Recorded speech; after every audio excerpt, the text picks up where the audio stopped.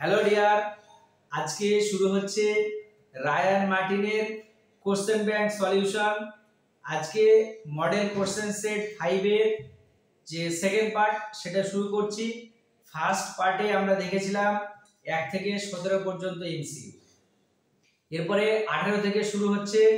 ভিডিওটা শুরু থেকে শেষ পর্যন্ত মনোযোগ দিয়ে দেখবে এবং যারা আমার চ্যানেলে নতুন অবশ্যই চ্যানেলটাকে সাবস্ক্রাইব করে রাখবে এবং নোটিফিকেশনটাকে অন করে রাখবে। তাহলে দেখো 18 নম্বর যে এমসিকিউ সেটা শুরু করছি। দেখো এখানে কি লেখা আছে, নিচের অনুচ্ছেদটি পড়ে 18 ও 19 নম্বর প্রশ্নের উত্তর দাও। দেখো এই অনুচ্ছেদটা ফার্স্ট থেকে আমরা পড়ব। কি বলেছে, এম ভর সম্পন্ন একটি লোক যখন ভূমির উপর দাঁড়িয়ে থাকে তখন তার ওজনের জন্য ভূমির উপর একটি নিম্নমুখী বল এমজি প্রযুক্ত হয়। এমজিটা কি, বস্তুটার বা ওই ব্যক্তির ওজন। নিউটনের তৃতীয় গতিসূত্র অনুযায়ী ভূমিও লোকটির উপর সমমানের লম্ব প্রতিক্রিয়া বল এর প্রয়োগ করে।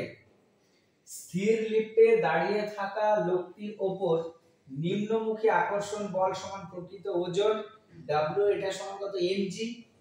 লিফটের ঊর্ধ্বমুখী লব্ধি বল এটা সমান আপাত ওজন n।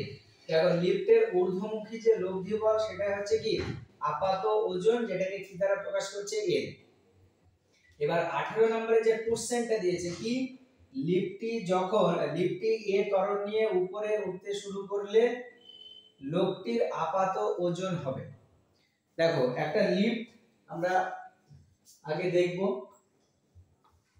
দেখো এটা হচ্ছে একটা লিফট।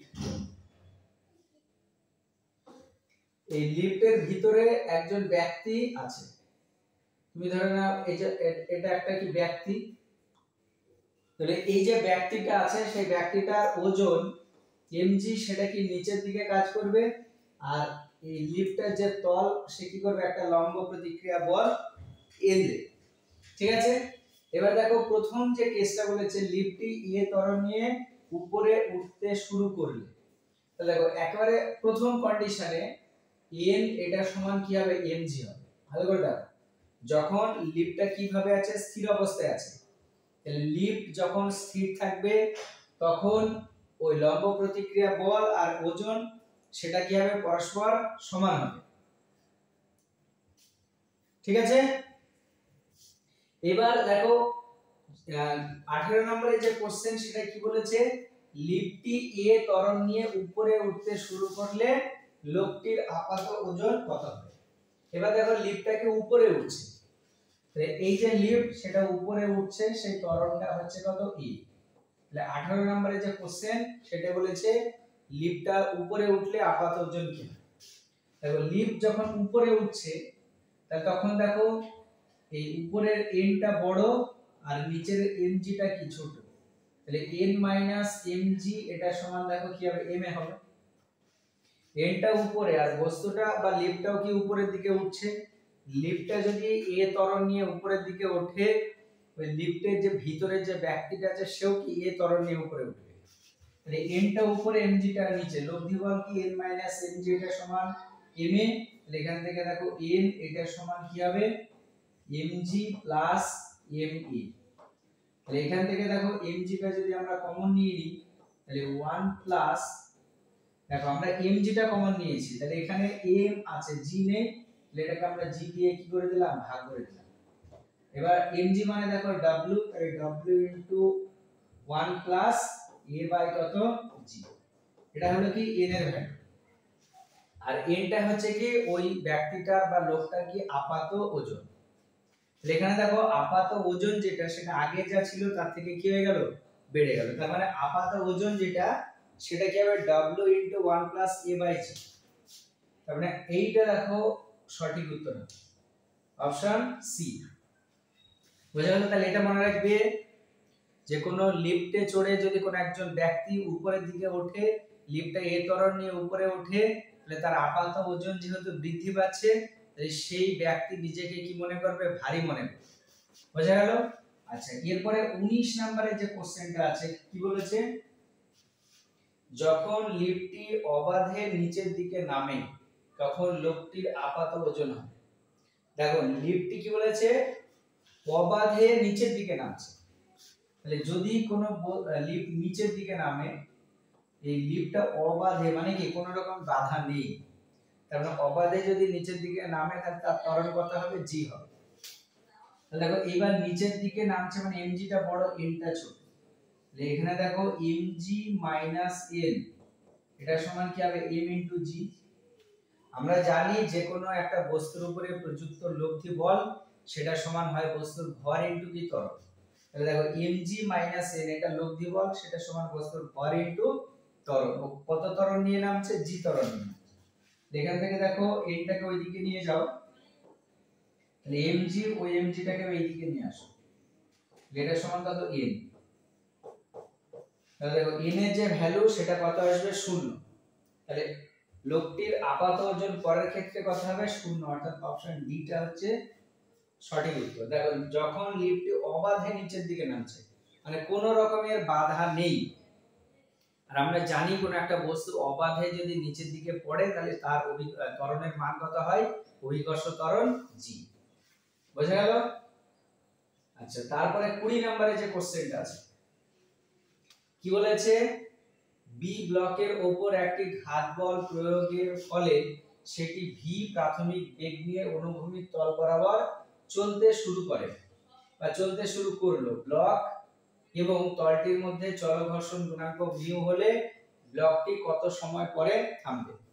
আচ্ছা দেখো তোমরা যদি আগের ভিডিওগুলো দেখে থাকো তাহলে নিশ্চয়ই বুঝতে পারছো, বা এই যে কোশ্চেন, এই কোশ্চেনটা দেখবে আগের কোন একটা মডেল কোশ্চেন সেটাও কিন্তু ছিল। তাহলে দেখো এখানে কত বেগ নিয়ে যাচ্ছে, ভি বেগ নিয়ে। এবার কত দূর পর্যন্ত যাবে, তাহলে কত দূর পর্যন্ত যাবে মানে তুমি ধরে নাও x দূরত্ব যাবে, সেই যাওয়ার পরে সেখানে গিয়ে যাবে, সে থেমে যাবে, তাই না? তাহলে সেই দূরত্বটা কি করব আমরা, আচ্ছা দূরত্ব বলেনি, কত সময় পরে থামবে মানে সময়টাকে আমরা ক্যালকুলেশন করব।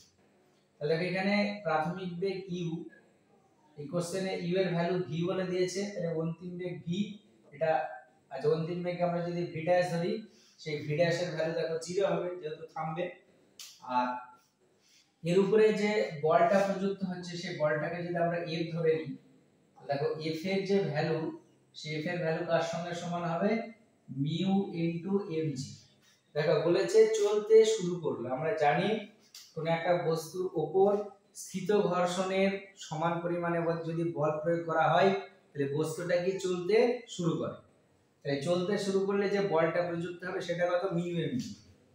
আচ্ছা তাহলে এখান থেকে দেখো প্রযুক্ত বল এইটা, তাহলে তার যদি আমরা ত্বরণ ক্যালকুলেশন করি a, এটা সমান কি আসবে, f/l। আমরা দেখো এটা কি আসছে, মিউ ইনটু g। আচ্ছা এটা ত্বরণ না, ঠিক এটা মন্দন, যেহেতু আস্তে আস্তে সে কি হবে, থামবে, এটা কি হবে, তার মন্দন।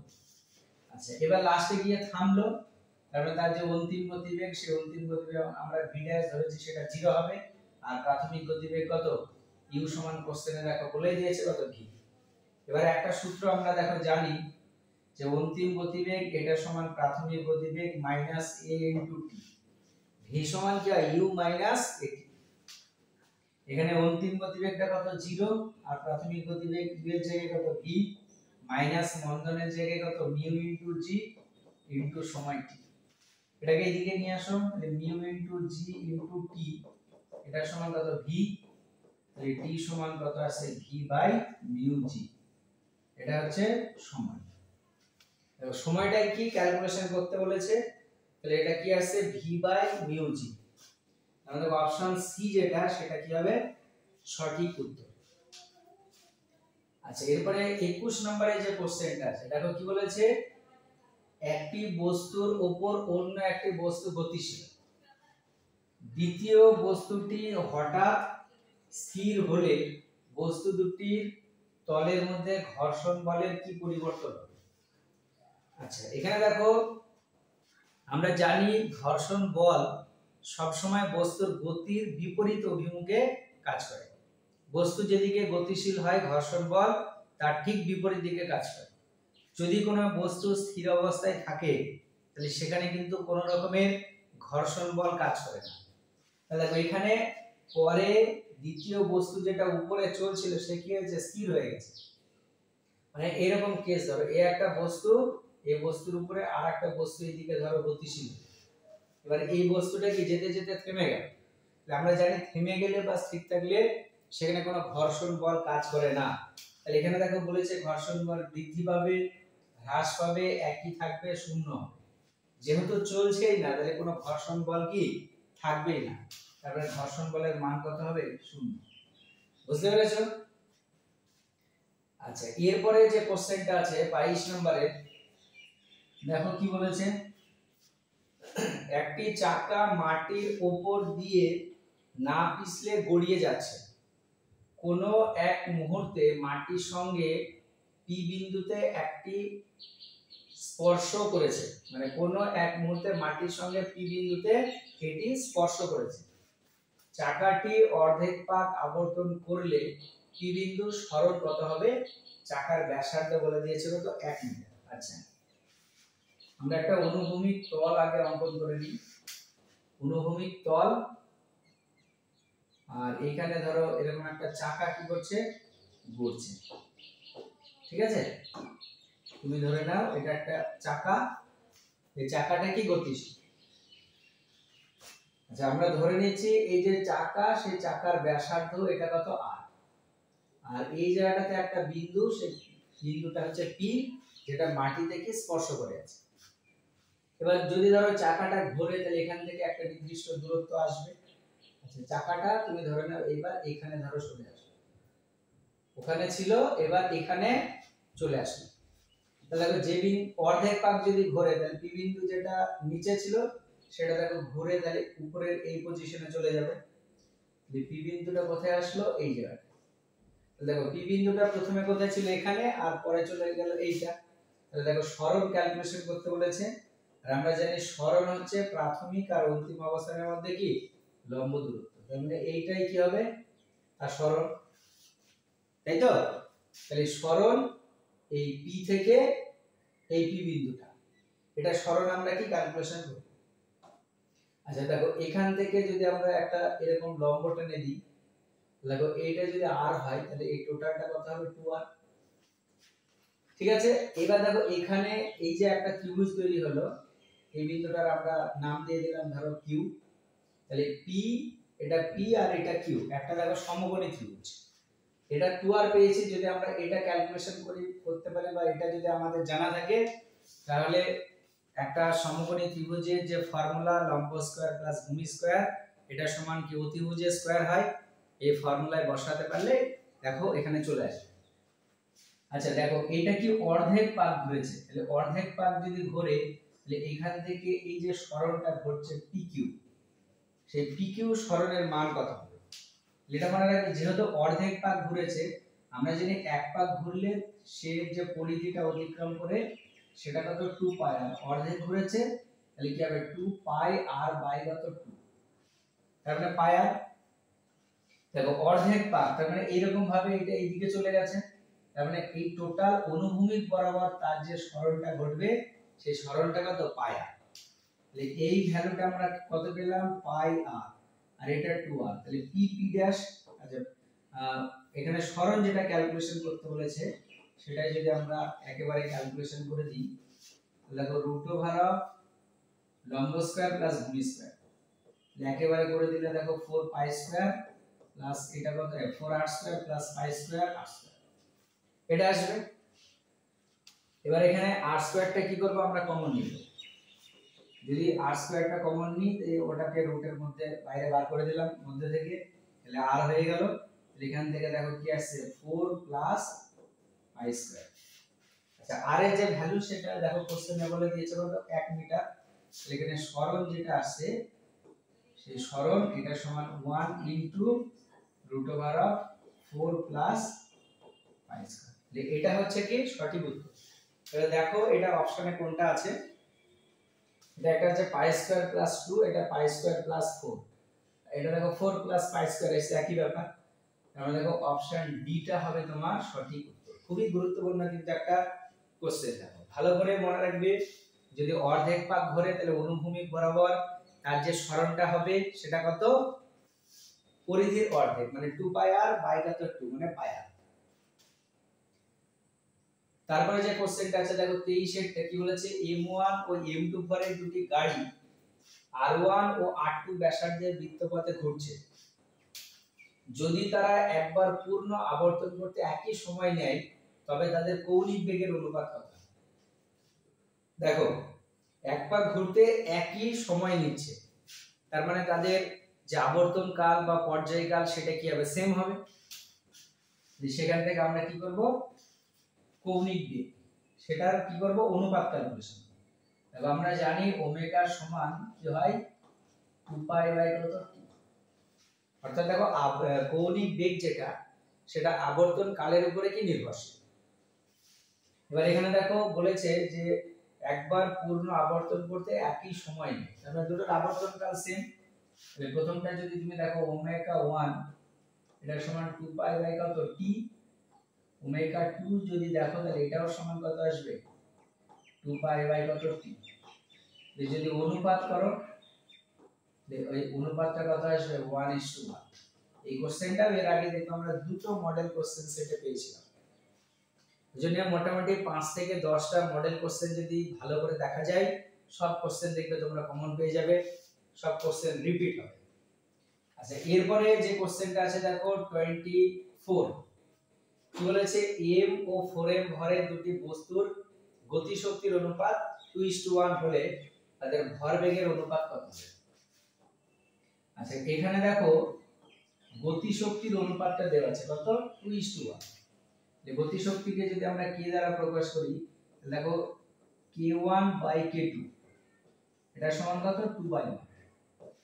আর আমাদেরকে কি ভরবেগের অনুপাতটা কি ক্যালকুলেশন করতে বলেছে। আমরা ভরবেগের সঙ্গে গতিশক্তির সম্পর্ক জানি, দেখো ভরবেগ p এটা সমান আমরা পেয়েছিলাম √2mk। এটা হচ্ছে ভরবেগ আর গতিশক্তির মধ্যে একটি সম্পর্ক।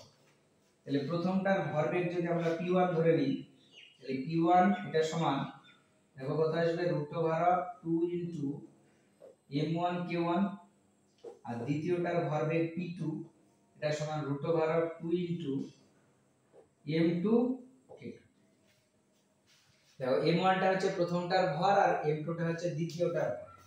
এবার দুটো যদি আমরা অনুপাত করি দেখো p1 বাই কত p2 যেটা সমান কি আসবে, উপরে দেখো √2 m1, m1 মানে প্রথম বস্তুটার ভর সেটা দেখো বলে দিয়েছে কত m, তাহলে ওটাকে m লিখে দিচ্ছি আমরা, ইনটু এখানে দেখো কত এটা k1 এ থাক, আর দ্বিতীয় যেটা সেটা দেখো √2 ভরটা কত বলে দিয়েছে 4m, আর গতিশক্তি কত k2 এটা আসবে।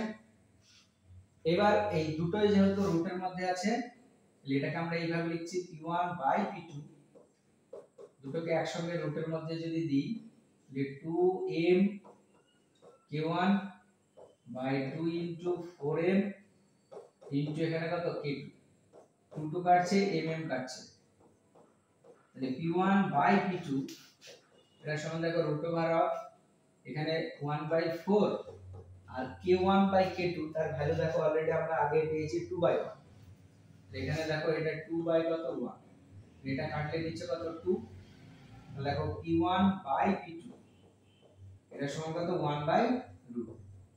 তাই যদি আমরা অনুপাত করি p1:p2 এটা সমান আসবে 1:√। তাহলে ভরবেগের যে অনুপাত সেই অনুপাতটা কত আসছে, অপশন এ, অর্থাৎ দেখো 1:√। বোঝা গেল।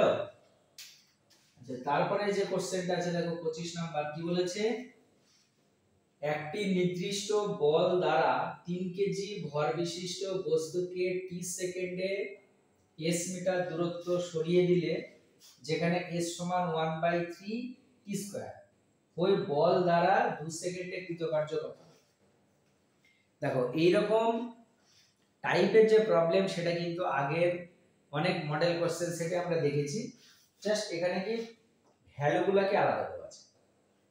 তাহলে যেগুলো দেওয়া আছে সেগুলো কি করব আমরা প্রথমে লিখে দেব। দেখো এটা এমসিকিউ নাম্বার হচ্ছে 25। দেখো দেওয়া আছে বস্তুটার ভর m, এটা সমান 3 কেজি। আর কি দেওয়া আছে, s দেওয়া আছে, s এটা সমান 1/3 t স্কয়ার, আর টাইম t সমান বলে দিয়েছে কত, 2 সেকেন্ড। দেখো s দেওয়া আছে, তাহলে t এর ভ্যালু যদি আমরা 2 বসাই, এখান থেকে সরণ পেয়ে যাব, সরণ s এটা সমান 1/3, আর এটা দেখো t স্কয়ার আছে মানে 4 হয়ে গেল, তাহলে s সমান কত আছে, 4/3। আমাদেরকে কি ক্যালকুলেশন করতে বলেছে, কি তোমার কৃতকার্য। দেখো কৃতকার্য w এটা সমান কি জানি আমরা, বল ইনটু সরণ। এই f এর জায়গায় আবার আমরা কি লিখতে পারি, m into a into s। আচ্ছা m দেওয়া আছে, s পেয়ে গেলাম আমরা। এবার দেখো এটা কিন্তু দেওয়া নেই, এটাকে এবার আমরা কি ক্যালকুলেশন করব। দেখো সরণ দেওয়া আছে, তাকে একবার যদি ডেরিভেটিভ করি তাহলে আমরা দেখো কি পাই, বেগ পাই। বেগ v এটা সমান ds/dt, এটাকে যদি সময়ের সাপেক্ষে ডেরিভেটিভ করি, দেখো পাওয়ারে যেটা সেটা আগে চলে আসে, আর পাওয়ারে 1 কমে যায়। তাহলে পাওয়ারে 2 আছে, 2টা আগে চলে আসলে 1 কমে গেল, 2 থেকে 1 বাদ গেলে কি হয়, 1 হয়। আচ্ছা এটা কি পেলাম, বেগ। বেগকে যদি আবার আমরা সময়ের সাপেক্ষে ডেরিভেটিভ করি তাহলে কি পাবো, ত্বরণ পাবো।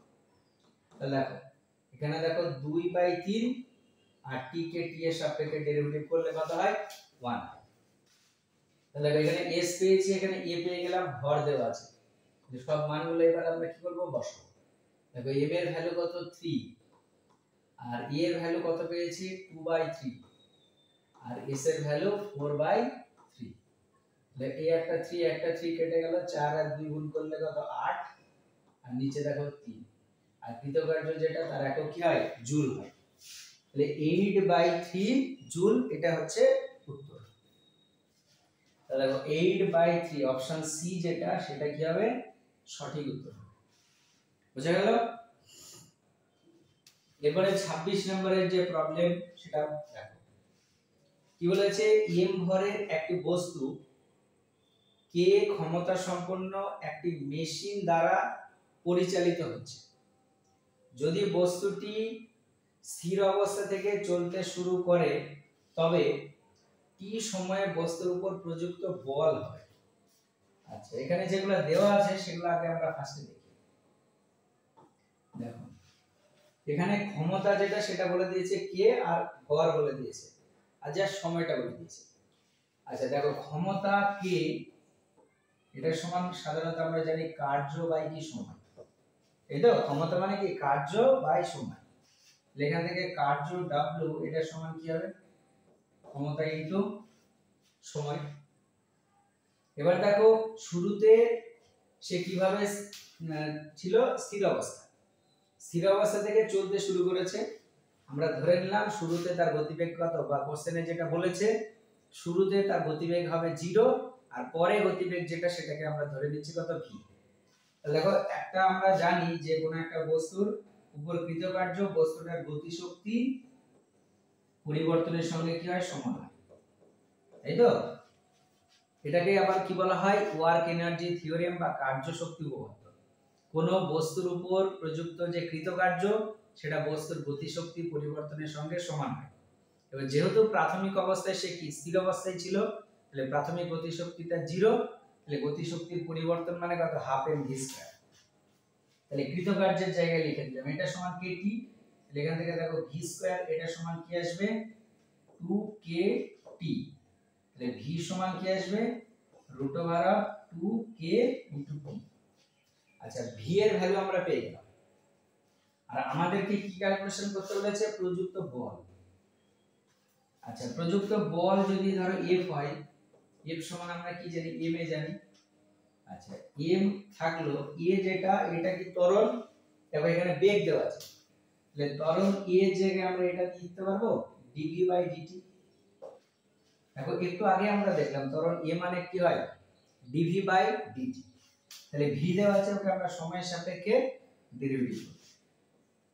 তাহলে f এটা সমান m থাকলো d/dt, v এর ভ্যালু √2kt, মানে সবগুলাই কি রুটের মধ্যে আছে, এটাকে আমরা এইভাবে লিখছি √2k ইনটু t টু দি পাওয়ারে কত, হাফ, এটা লেখা যাবে। দেখো রুট মানে পাওয়ারে কত, হাফ, এবার এখানে দেখো রুটের মধ্যে 2 কে যেটা সেটা কি রাশি, এখানে ধ্রুবক রাশি, তাহলে ওটা বাইরে বেরিয়ে চলে আসলো। তাহলে m সমান দেখো কি আসবে, m into root over of 2 কে, আর এখানে দেখো t এর পাওয়ারে হাফ আছে, তাহলে হাফটা আগে চলে আসলো। t এর পাওয়ারের ফর্মুলা কি, যে ডেরিভেটিভের ওই হাফ মাইনাস 1। আচ্ছা এবার দেখো এখানে m এটা সমান তাহলে কি আসছে, এখানে দেখো m যেটা, আচ্ছা এখানে আরেকটা জিনিস, এইখানে দেখো একটা m ছিল, এই m টা নিচে হবে, এটাও এখানে দেখো লেখা হবে, হলো। তাহলে এখানে এই জায়গাটায় কি আসবে, এটা টোটালটা রুটের মধ্যে নিচে একটা m, এখানে নিচে একটা কি m, এই m টাকে রুটের মধ্যে ভরে দাও, তাহলে m স্কয়ার হয়ে যাবে। তাহলে দেখো root over of m square into 2k by কত m, আর এখানে দেখো এটা কত আসছে 1/2, আর এটা t এর পাওয়ারে দেখো হাফ মাইনাস 1 মানে মাইনাস হাফ, বুঝা গেল। এবার দেখো f সমান যেটা আছে,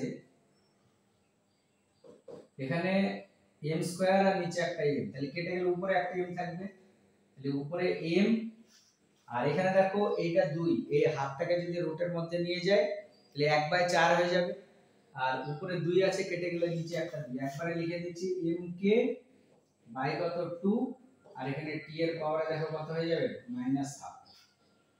তাহলে প্রযুক্ত বল F এটা সমান কি আসছে, রুট ওভার অফ m কে by 2 into t to the power half. আচ্ছা এরকম অপশনে আছে রুট ওভার অফ m কে by 2 into t to the power minus half, কারণ দেখো অপশন এ যেটা, এই অপশন এটা হবে তোমার সঠিক উত্তর, বুঝা গেল।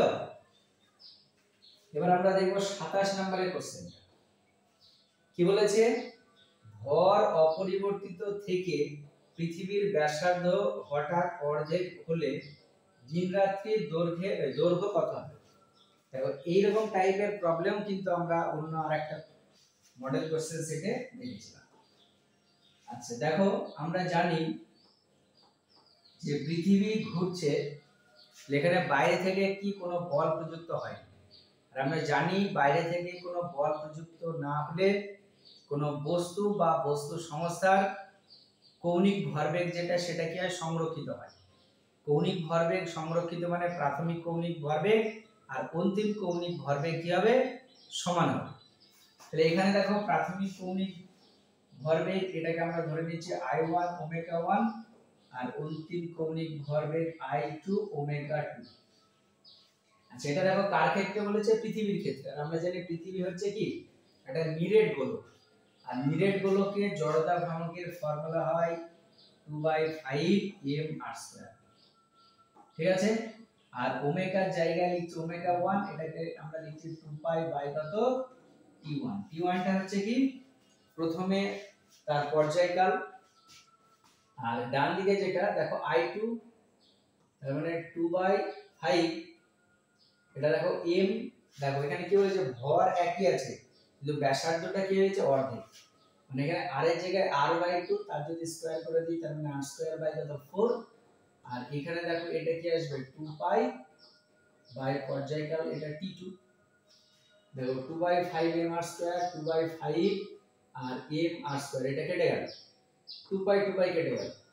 তাহলে t2 যদি আমরা দেখি একবারে, t2 টাকে এইদিকে তুলে দাও, t1 টা এইদিকে চলে আসবে, তাহলে t1 বাই নিচে কত 4। দেখো t1 যেটা সেটা হচ্ছে পৃথিবীর পর্যায়কাল, আমরা জানি পৃথিবীর পর্যায়কাল সেটা কত হয় 24 ঘন্টা, এক পথ ঘুরতে কত সময় লাগে 24 ঘন্টা, এটা প্রথমে। পরে ভরকে একই রেখে যদি ব্যাসার্ধটাকে কি করা হয় অর্ধেক করা হয়, তাহলে t2 এর ভ্যালু কত আসবে, দেখো 24 ডিভাইডেড বাই 4, তার মানে এটা কত আসছে 6 আসছে। তো দেখো দিন রাতের যে দৈর্ঘ্য সেই দৈর্ঘ্যটা কত হয়ে যাবে 6 ঘন্টা হয়ে যাবে। তো দেখো অপশন কোনটা হবে, অপশন বি। এই ফর্মুলাটা মনে রাখবেন, এটা হচ্ছে কনজারভেশন অফ অ্যাঙ্গুলার মোমেন্টাম বা কৌণিক ভরবেগের সংরক্ষণ সূত্র। আচ্ছা 27 হলো, এরপরে আমরা যেটা দেখব সেটা হচ্ছে 28। দেখো কি বলেছে, সংজ্ঞার গুণাঙ্ক শূন্য হলে দুটি বস্তুর মধ্যে সংঘাতের পর, আচ্ছা সংঘাত গুণক কি শূন্য, তার আগে আমরা দেখব যে সংঘাত গুণক ব্যাপারটা কি। কোশ্চেন নাম্বার 28, সংঘাত গুণক ব্যাপারটা দেখো, তুমি ধরে নাও এখানে একটা বস্তু আছে, এই বস্তুটার ভর কত m1, এইদিকে একটা গতিবেগ নিয়ে যাচ্ছে u1 বেগে, এখানে একটা বস্তু আছে, এই বস্তুটার ভর হচ্ছে m2, এইদিকে যাচ্ছে u2 গতিবেগ। তুমি ধরে নাও u1 গ্রেটার দ্যান কত u, তাহলে যেহেতু প্রথমটার গতিবেগ বেশি আর পরেরটা কম, তাহলে কোনো এক মুহূর্তে গিয়ে একে কি করবে, ধাক্কা দেবে। যদি ধাক্কা দেয় তার মানে এখানে দেখো বাইরে থেকে কোনো বল প্রযুক্ত হচ্ছে না, তাহলে ধাক্কা দেওয়ার আগে এবং পরের মোট ভরবেগ কি হবে, একই থাকবে। এবার এখানে দেখো, তাহলে এর গতিবেগ যেহেতু বেশি, তাহলে এর কাছে যাবে, তাহলে এদের পরস্পরের আগমন যেটা বেগ সেটা দেখো আসবে u1 মাইনাস কত u2। আর যখনই সংঘর্ষ হয়ে গেল, এই বস্তুটার ভর, আচ্ছা প্রথম বস্তুটার ভর দেখো কত m1, আর এর যে বেগ সেই বেগটা হয়ে গেল v1, আর m2 ভরের যে বস্তু এর বেগ হয়ে গেল কত v2। দেখো আমরা জানি যে ধাক্কা লাগার পরে সাধারণত এই বস্তুটার যে গতিবেগ v2 বেশি হবে আর v1 টা কি হবে, কম হবে। তাহলে দেখো এইটা কি হবে, ওদের পরস্পরের কি অপসরণ বেগ। অপসরণ বেগ মানে অতটা বেগে আরে একে অপর থেকে কি হবে, একে অপর থেকে দূরে সরে যাবে। আর এটাকে বলা হয় কি, আগমন বেগ। এটাকে বলা হয় আগমন বেগ, আর এটাকে কি বলা হচ্ছে, অপসরণ বেগ। এবার সংঘাত গুণক দেখো, সংঘাত গুণক, সংঘাত গুণক একে ই দ্বারা প্রকাশ করা হয়। ই সমান তোমার হচ্ছে অপসরণ বেগ বাই কি আগমন বেগ। অপসরণ বেগ ই v1 minus v2 minus v1, আর আগমন বেগ হচ্ছে দেখো u1 মাইনাস কত u2। এবার দেখো কোশ্চেনে বলেছে সংঘাত গুণাঙ্ক যদি শূন্য হয়, দেখো সংঘাত গুণকের ভ্যালু মানে ই এর ভ্যালু শূন্য তখনই হবে যদি উপরের এই v2 মাইনাস v1 যেটা আছে তার মান কি হয়, শূন্য হয়। এবার দেখো এটার ভ্যালু শূন্য তখনই হবে যদি তারা একে অপর থেকে দূরে সরে না যায়। যদি একে অপর থেকে দূরে সরে না যায় তাহলে অপসরণ বেগ যেটা সেটা কত হবে, 0 হবে। তাহলে অপসরণ বেগের মানটা যদি শূন্য হয় তবেই দেখো সংঘাত গুণক আর যে ভ্যালু সেটা কত হবে, শূন্য হবে। তাহলে সংঘাত গুণকের মান শূন্য হলে দেখো তাদের কোনো অপসরণ বেগ হবে না। অপসরণ বেগ মানে তারা একে অপর থেকে দূরে সরে যাবে, তার মানে সংঘর্ষ ঘটার পরে দুটো বস্তু কি হবে, একটা বস্তুতে পরিণত হবে। তাহলে দেখো এখানে বিবৃতি 1 কি বলেছে, বস্তু দুটি একই বেগে বিপরীত দিকে চলতে থাকবে আর বস্তু দুটি পরস্পর আটকে যাবে। দেখো যদি বস্তু দুটো পরস্পর আটকে যায় তার মানে তাদের অপসরণ বেগের মান কত, শূন্য। আর যদি পরস্পর দূরে সরে যায় তার মানে অপসরণ বেগ শূন্য না। আর অপসরণ বেগ যদি শূন্য না হয় তাহলে সংঘাত গুণকের মানও দেখো কি শূন্য হবে না। তার মানে এখানে দেখো এই বিবৃতি 2 যেটা সেটা কি সত্য, আর বিবৃতি 1 যেটা সেটা কি হবে, মিথ্যা।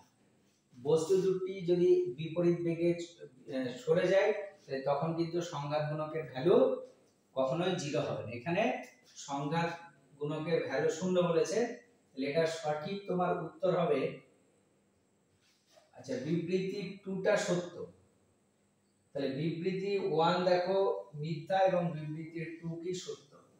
অপশন বি টা হবে তোমার সঠিক উত্তর। খুবই গুরুত্বপূর্ণ কিন্তু একটা কনসেপ্ট, ভালো করে মনে রাখবে। কিন্তু তোমাদের এই রায়ার মার্টিনের তোমরা যদি কোশ্চেন ব্যাংক দেখো লাস্টের দিকে সলিউশন দেওয়া আছে, মানে অপশনগুলো দেওয়া আছে যে কোনটা উত্তর, সেখানে দেখবে তোমার বিবৃতি 1 ও বিবৃতি 2 উভয়ই সত্য, এটা কিন্তু উত্তর দেওয়া আছে, কিন্তু এটার সঠিক উত্তর হবে কোনটা, অপশন বি টা। ঠিক আছে। আচ্ছা এরপরে 29 নম্বরে যে কোশ্চেনটা আছে দেখো কি বলেছে, একটি আর ব্যাসার্ধের ধাতব চাকতির শেষ প্রান্ত থেকে আর ব্যাসের একটি ধাতব চাকতি কেটে নেওয়া হলো অবশিষ্ট অংশের ভরকেন্দ্র হবে। আচ্ছা, এই অঙ্কটা দেখো এর আগেও করা হয়েছিল, এটা ভালো করে মনোযোগ দিয়ে দেখো। তো প্রথমে কি বলেছে, একটা বড় ধরো চাকতি আছে, আমরা ধরে নিচ্ছি এরকম ধরো একটা বড় চাকতি, এই একটা চাকতি, সেখান থেকে অন্য একটা চাকতিকে কি করে নেওয়া আছে, কেটে নেওয়া আছে।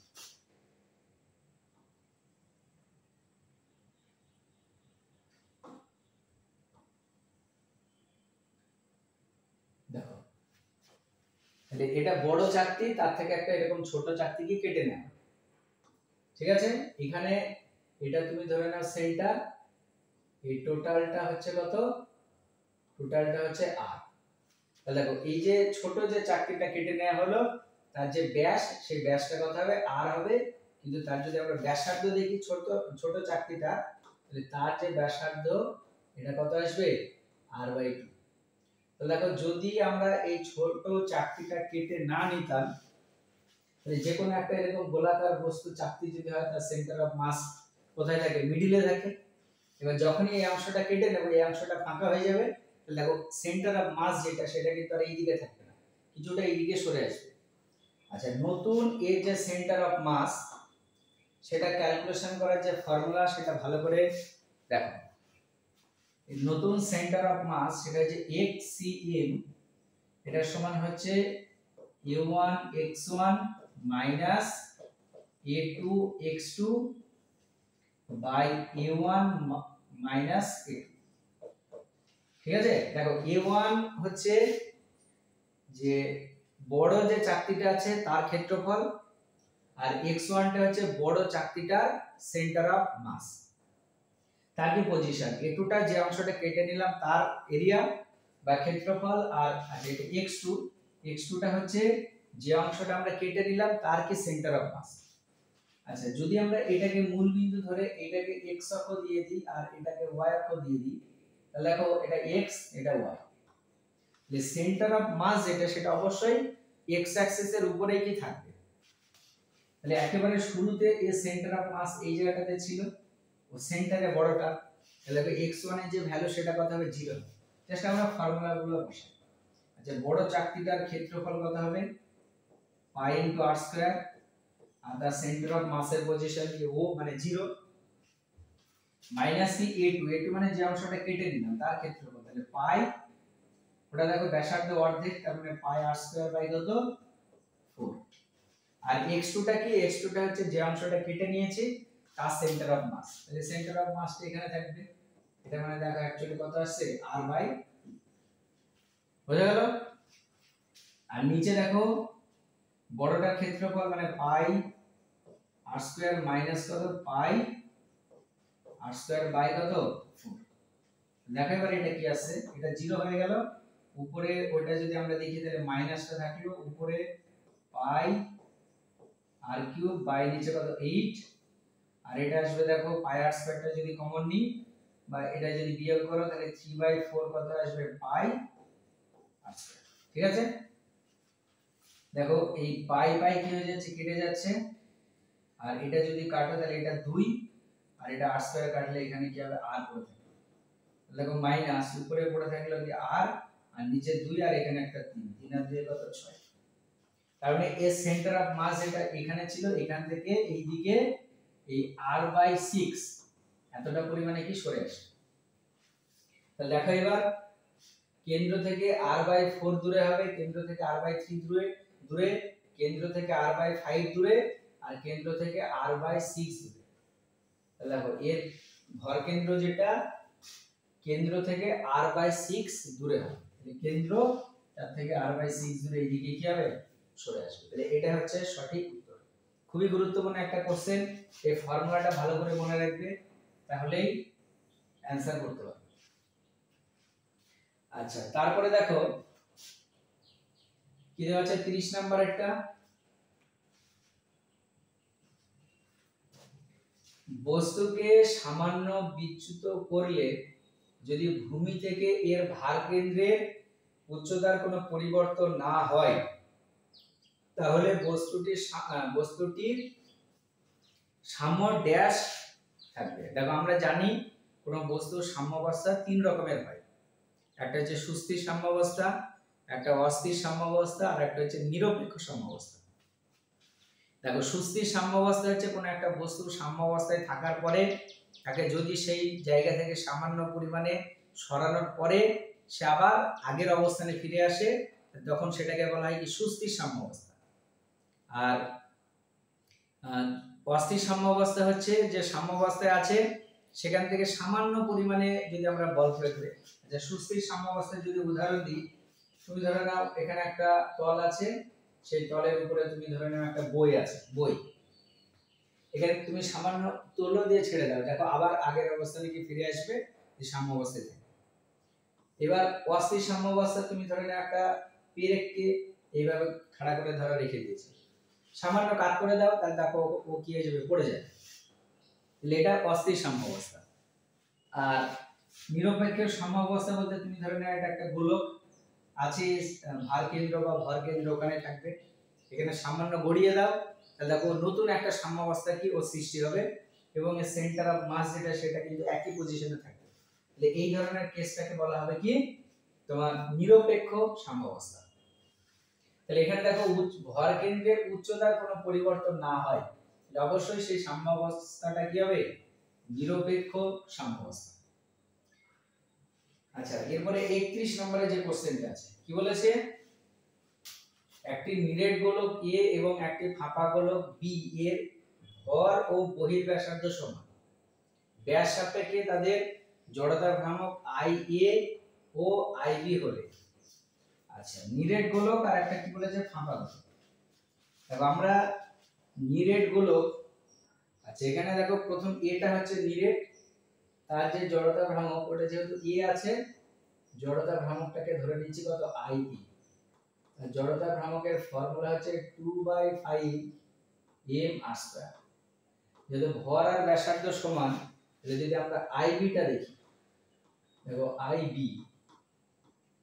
এটা যেহেতু ফাঁপা, জড়তা ভ্রামকের ফর্মুলা হচ্ছে 2/3 m r²। ঠিক আছে, তাহলে এখানে তুমি যদি রাশিমালা দেখো তাহলে কোনটা বড় হচ্ছে, এটা দেখো 2/3 আর এটা 2/5, তাহলে নিশ্চয়ই কি এটা বড়, আর I এটা ছোট। তাহলে দেখো এখানে অবশ্যই IA এটা লেস দ্যান কি হবে, IB হবে। তাহলে I এর ভ্যালুটা IB এর তুলনায় কি ছোট, বুঝতে পেরেছো? তাহলে এটা সঠিক উত্তর কোনটা হবে, IA লেস দ্যান IB। তাহলে অপশন সি টা হচ্ছে সঠিক। ঠিক আছে, এরপরে যে কোশ্চেনটা আছে 32 নাম্বার, দেখো দেখো কি বলেছে, একটি গ্যাস ভর্তি বেলুন যখন উপরে ওঠে তখন স্থিতিশক্তি কমে কিন্তু গতিশক্তি বাড়ে, কৌণিক ভরবেগ বাড়ে কিন্তু রৈখিক ভরবেগ কমে, কৌণিক ভরবেগ বাড়ে কিন্তু রৈখিক ভরবেগ কমে। আচ্ছা এখানে ভালো করে দেখো, একটা গ্যাস ভর্তি বেলুন যখন উপরে ওঠে, তাহলে উপরে যত উঠছে, দেখো আমরা জানি যত উপরের দিকে উঠবে তার যে স্থিতিশক্তি, সেই স্থিতিশক্তিটা কিন্তু কি হবে, কমবে। তাই ভালো করে মনে রাখবে, এমনি আমরা সাধারণত জানি যে ভূপৃষ্ঠের যে সাপেক্ষে কোন একটা বস্তু স্থিতিশক্তি ক্যালকুলেশন করা হয়, কিন্তু এই বেলুনের ক্ষেত্রে বা হাইড্রোজেন বেলুনের ক্ষেত্রে ওর যে স্থিতিশক্তি সেটা কি হবে, যত উপরের দিকে উঠবে এখানে স্থিতিশক্তির যে মান সেটা কি হবে, আস্তে আস্তে কমবে, আর পোটেনশিয়াল গতিশক্তি যেটা সেটা কি হবে, আস্তে আস্তে বাড়বে। মনে থাকবে? তাহলে এখানে দেখো স্থিতিশক্তি যেটা সেটা কি হবে, কমবে, আর গতিশক্তিটা কি হবে, বাড়বে। কৌণিক ভরবেগ বাড়ে, আচ্ছা এখানে কৌণিক ভরবেগ যেটা, রৈখিক ভরবেগ কি হবে, কমে। অ্যাকচুয়ালি উপরে উঠছে মানে গতিবেগ বাড়ছে, আর গতিবেগ বাড়ছে মানে তার দেখো রৈখিক ভরবেগ কি হবে, বাড়বে। তাহলে এখানে দেখো এটা স্থিতিশক্তি কমে আর গতিশক্তি বাড়ে এটা বলেছে, তার মানে এই উপরের এইটা হচ্ছে কি ঠিক আর এটা ভুল, অর্থাৎ বিবৃতি 1 টা কি ঠিক আর বিবৃতি 2 টা হচ্ছে ভুল। আচ্ছা তাহলে এখানে দেখো বিবৃতি 1 যেটা সেটা সত্য আর বিবৃতি 2 যেটা সেটা মিথ্যা, অপশন এটা হবে সঠিক উত্তর।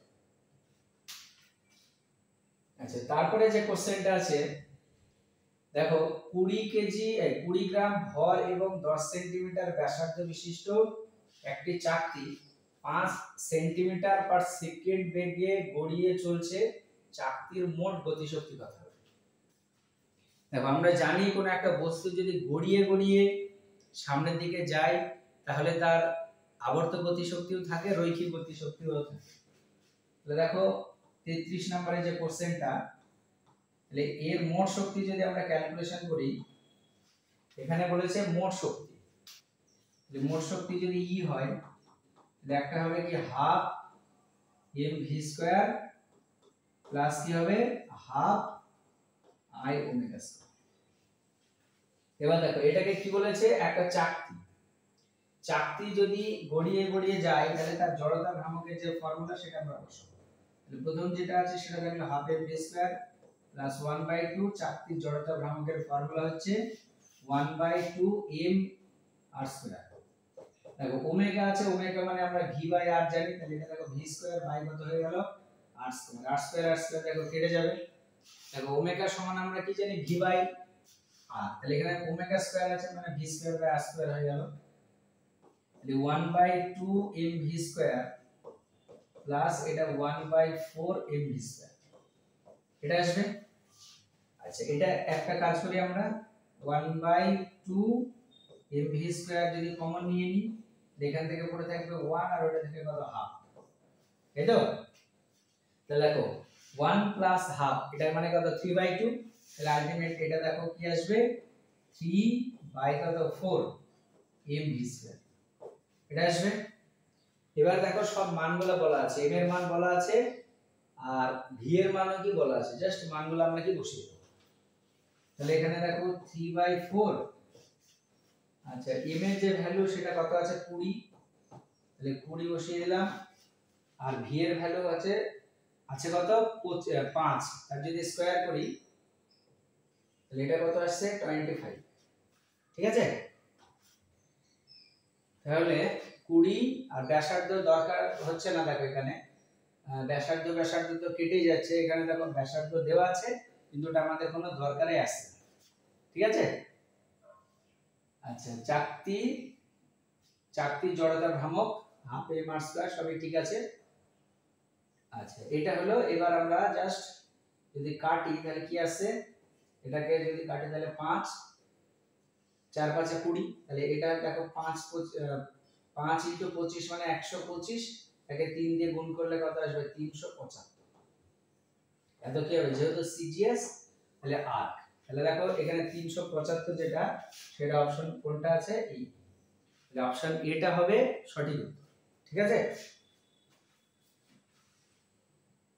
আচ্ছা দেখো তারপরে 34 নম্বরে যে কোশ্চেনটা বলেছে, প্রদত্ত কোন অক্ষের সাপেক্ষে একটি গোল চাকতির জড়তা ভ্রামক সর্বাপেক্ষা কম হবে?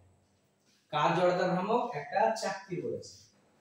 আচ্ছা, চাকতির তলের উপর লম্ব ও কেন্দ্রবিন্দু আছে, এই অক্ষের সাপেক্ষে জড়তা ভ্রামকের ফর্মুলা হচ্ছে হাফ এম আর স্কয়ার, আর তলের সঙ্গে সমান্তরাল কিন্তু কেন্দ্রবিন্দু, এই অক্ষের সাপেক্ষে জড়তা ভ্রামক হয় 1/4 এম আর স্কয়ার, আর তলের উপর লম্ব কিন্তু স্পর্শক বরাবর, মানে ধরো এই একটা চাকতি, ঠিক আছে, এটা হচ্ছে তার সেন্টার অফ মাস দিয়ে, এটা তলের সঙ্গে লম্ব কিন্তু ভর কেন্দ্র দিয়ে গিয়েছে, এই অক্ষের সাপেক্ষে জড়তা ভ্রামক এইটা, আর এটা একটা চাকতি, এর এই অক্ষের সাপেক্ষে জড়তা ভ্রামক যেটা মিডল বিন্দু দিয়ে গিয়েছে, এই অক্ষের সাপেক্ষে জড়তা ভ্রামক কোনটা এইটা।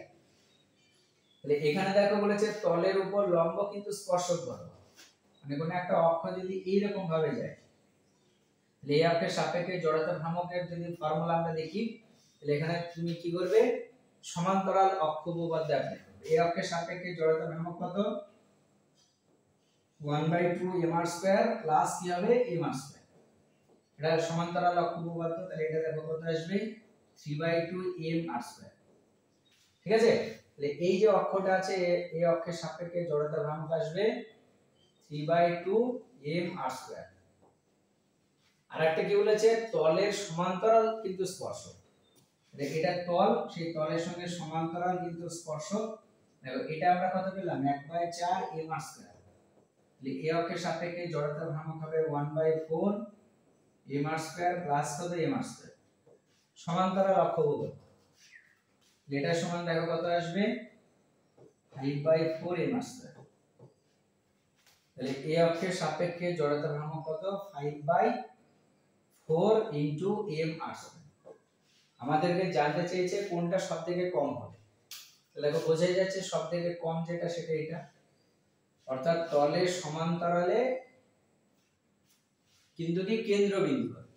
তাহলে অপশন বি যেটা এটা হবে সঠিক উত্তর। বোঝা গেল?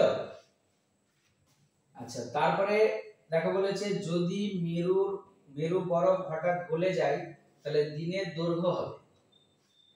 দেখো আমরা জানি যে পৃথিবীর দুই মেরু অঞ্চলে প্রচুর পরিমাণে কি বরফ জমে আছে।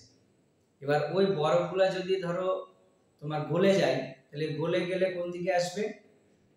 দেখো মেরু অঞ্চলে বরফগুলা পাহাড়ের মতো ধরো জমে আছে, তাহলে যদি গলে যায় তাহলে সমতলে বা কেন্দ্রবিন্দুর দিকে বা মিডিলের দিকে আসবে।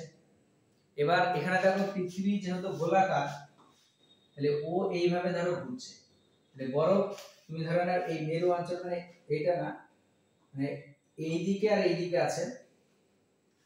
তাহলে এখানে দেখো কেন্দ্র থেকে এর যে ব্যাসার্ধ, দেখো ভরগুলোর যে দূরত্ব সেই দূরত্বটা বেশি হচ্ছে। এবার যদি ধরো গলে যায় তাহলে সেইগুলো এই দিকে চলে গেল। আচ্ছা, প্রথমে যদি আমরা জড়তা এইভাবে যদি দেখি I1 ওমেগা 1 এটা সমান আমরা কি জানি I2 ওমেগা 2। এবার দেখো I মানে 2/5 কিন্তু m ইনটু আমরা ধরে নিয়েছি r1 স্কয়ার ইনটু এটা দেখো 2 পাই বাই কত t1, এটা সমান আমরা এইভাবে লিখছি এটাকে 2/5 m into r2 square into এখানে 2 পাই বাই কত ক্যাপিটাল T2। তাহলে এখানে দেখো যদি মেরু অঞ্চলে বরফগুলো জমে মানে গলে গিয়ে এই দিকে সরে আসে, তাহলে দেখো r2 যে ভ্যালু সেই r2 এর ভ্যালুটা কি হয়ে যাবে কম হবে, মানে এটা ধরো প্রথমে আর এটা গলে যাওয়ার পরে। তাহলে যখন গলে যায়নি জমাটবদ্ধ হয়ে আছে তখন তার ব্যাসার্ধ দেখো r1 যেটা সেই r1 এর যে ভ্যালু সেটা r2 এর তুলনায় কি হবে বেশি হবে, বা r2 টা r1 এর থেকে কি হবে কম হবে। এবার দেখো বাকি এখানে 2/5 m r square 2/5 m r square 2 পাই যদি কেটে দাও, তাহলে যদি আমরা এখানে t2 সমান ক্যালকুলেশন করি, t2 সমান দেখো t1 টা এইদিকে চলে গেল কিন্তু এখানে দেখো কি পড়ে থাকবে উপরে r2 তার স্কয়ার আর নিচে দেখো r1 স্কয়ারটা চলে যাবে। ঠিক আছে, এবার r1 এর ভ্যালুটা দেখো r2 এর তুলনায় কি বেশি, তার মানে অবশ্যই t2 যেটা এটা বড় আর এটা কি ছোট, তাহলে নিচে বড় সংখ্যা উপরে ছোট, তাহলে টোটাল রাশিমালাটা কি হবে কম হবে, তাই তো? তাহলে দেখো এখানে t2 এর যে ভ্যালু সেই t2 এর ভ্যালুটা কি হবে গ্রেটার দ্যান তোমার t1, তাই না? এখানে আচ্ছা এটা উল্টো হলো, দেখো এই টোটাল রাশিটা কি হয়ে যাচ্ছে ছোট হয়ে যাচ্ছে, মানে t2 এটা লেস দ্যান কি হবে t1। এখানে t2 এর ভ্যালুটা কি t1 r2 square by r1 square. এবার এখানে দেখো r1 এর যে ভ্যালু সেটা r2 এর তুলনায় কি বড়, আর আমরা জানি কোন একটা রাশিমালার নিচে যত বড় থাকে সেই রাশিমালাটা কি তত ছোট হয়। তাহলে এখানে যেহেতু এই মানটা বড় তাহলে অবশ্যই t2 এর মানটা কি হবে ছোট হবে, তাহলে t2 লেস দ্যান কি হবে t1 হবে। তাহলে দেখো যদি মেরুর বরফ হঠাৎ গলে যায় তাহলে দিনের দৈর্ঘ্য যেটা সেই দৈর্ঘ্যটা কি হয়ে যাবে কমে যাবে, কারণ t2 হচ্ছে পরের দৈর্ঘ্য, তাহলে পরের দৈর্ঘ্যটা কি হয়ে যাচ্ছে ছোট হয়ে যাচ্ছে, তাহলে 24 ঘন্টার তখন কি হবে কম হবে। বোঝা গেল? তাহলে 24 ঘন্টা থেকে কম, অর্থাৎ অপশন সি টা হবে তোমার সঠিক। বোঝা গেল? তাহলে এই হচ্ছে মডেল কোশ্চেন সেট 5 এর 18 থেকে 35 নম্বরের এমসিকিউ। যদি কোনো জায়গায় কেউ না বুঝতে পারো তাহলে অবশ্যই আমাকে কমেন্ট বক্সে জানাবে, আর ক্যালকুলেশনগুলো তোমরা একবার চেক করবে, কোনো কারণে ভুল হয়ে যেতে পারে, ছোট ছোট মিস্টেক হতে পারে, না হওয়ার কিছু নেই। তোমরা ভুল হলে অবশ্যই বুঝতে পারবে, তাহলে সেই জায়গাটা অবশ্যই আমাকে কমেন্ট করে জানাবে, ঠিক আছে? আর কন্টিনিউয়াস ভিডিওগুলো দেখো, যারা আগের এমসিকিউ গুলো দেখোনি, মডেল কোশ্চেন সেটগুলো, তাদেরকে বলবো অবশ্যই সেগুলো দেখবে, কারণ এই 10টা বা 15টা যদি তুমি সেট দেখো তাহলে মোটামুটি এর মধ্যে থেকে কোশ্চেন কমন পাবে। আর যারা আমার চ্যানেলে নতুন, অবশ্যই চ্যানেলটাকে সাবস্ক্রাইব করে রাখবে।